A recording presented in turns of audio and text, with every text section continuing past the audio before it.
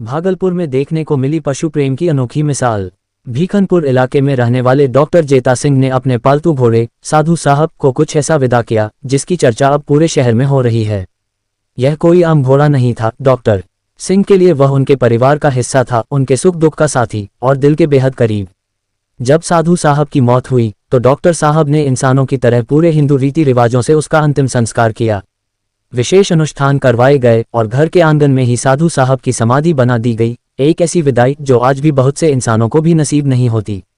इस भावुक क्षण में सिर्फ इंसान नहीं, घर के पालतू कुत्ते भी शामिल हुए। उन्होंने भी उस दिन भोजन नहीं किया और दर्जनों कुत्ते जैसे श्रद्धांजलि सभा में मौन होकर शामिल हुए। डॉक्टर जेता सिंह पेशे से डॉक्टर हैं, लेकिन उनका दिल हर घायल जानवर की धड़कन पहचानता है। साधु साहब से उनका रिश्ता सिर्फ एक मालिक और पालतू का नहीं, बल्कि आत्मीयता और सच्चे प्रेम का था। ये कहानी हमें याद दिलाती है कि प्रेम की कोई जात, भाषा या सीमा नहीं होती। इंसान और जानवर के बीच भी एक ऐसा रिश्ता हो सकता है जो भावनाओं की भाषा में ही समझा जा सकता है। साधु साहब अब भले ही नहीं हैं, लेकिन वो प्रेम, वो अपनापन और वो रिश्ते की गर्मी हमेशा जिंदा रहेगी। हाँ, साधु साहब से कैसे रखते थे आप? अब क्या याद आएगी उनकी, किस तरह से? उसका रख रखाव तो एक परिवार के सदस्य की तरह होता था यहाँ पर, और वो हमेशा परिवार के सदस्य की तरह ही उसको देखते थे और मानते थे। और अब परिवार के सदस्य जैसे चले जाते हैं, जिस तरह से उनकी यादें रह जाती है, बस उसी तरह से हमारे पास उसकी कुछ यादें रह गई। विशेष लगाव हो गया था। बहुत लगाव हो गया था। समझते थे आपकी बातों को? बहुत जैसे आवाज देते थे बिल्कुल तो वो रिएक्ट करते थे। जी सर। क्या नाम हुआ आपका? मेरा नाम अश्वनी कुमार। किस तरह की अब यादें सिमट गई? जैसा कि हमने आपको पिछली बार भी बताया था कि पटना वेटनरी कॉलेज में किसी काम से गए थे और वहाँ पर इसको उपचार के लिए लाया गया था। तो वहाँ के एक सीनियर साइंटिस्ट हैं डॉक्टर रमेश तिवारी जी, उन्होंने 2 साल पहले, यानी आप साधु साहब की तस्वीर पर जो तिथि देख रहे हैं वो 7 मार्च है।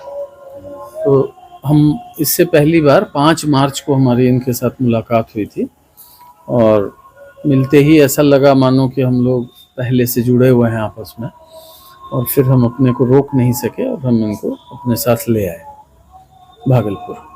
कैसे रख रखाव था, अब कैसे याद आएगा साधु साहब? इसके रख रखाव में देखिए, हम लोगों ने हर तरह का प्रयत्न किया कि जो बेस्ट से बेस्ट रख रखाव होता है, और इंग्लैंड में किस तरह से घोड़ों को रखा जाता है, रेस कोर्स में किस तरह से घोड़ों का मेंटेनेंस होता है, उन सबको देख करके, सीख करके जो बेस्ट हम लोगों से संभव हो पाया हम लोगों ने किया।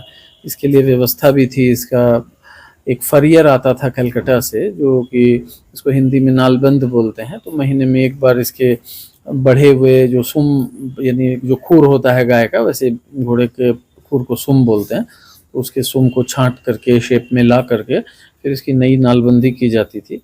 और वहीं के डॉक्टर भी इसके स्वास्थ्य की देखभाल करते थे। लेकिन कहीं ना कहीं कुछ चूक हो गई, इतना ही समय इसके पास था तो अब वो नहीं रहा अब हमारी यादों में। साधु साहब हमेशा याद रहेंगे जी, इसमें कोई शक नहीं है कि वो पशु नहीं बल्कि हमारे परिवार का एक अभिन्न अंग था। और हमेशा जैसे हम अपने परिवार के किसी सदस्य की डेथ हो जाती है तो उसको नहीं भूलते हैं, उसी तरह से हम लोग साधु साहब को भी कभी नहीं भूल पाएंगे। और इसी परिसर में उनको मृत्यु के बाद उनकी समाधि भी बनाई गई है, और ठीक उनके अस्तबल के बगल में उसकी समाधि बनाई गई है। यहीं पर हम लोगों ने उसको दफन किया है और हमेशा के लिए उसकी यादों को अपने साथ अक्षुण्ण कर लिया है। आज शांति के लिए साधु साहब का? जी, आज बीच में भी कुछ हवन किए गए थे इनके लिए, और प्रार्थना तो हम लोग प्रतिदिन करते हैं, और आज इसकी पूर्णाहुति हम लोग कर रहे हैं हवन की।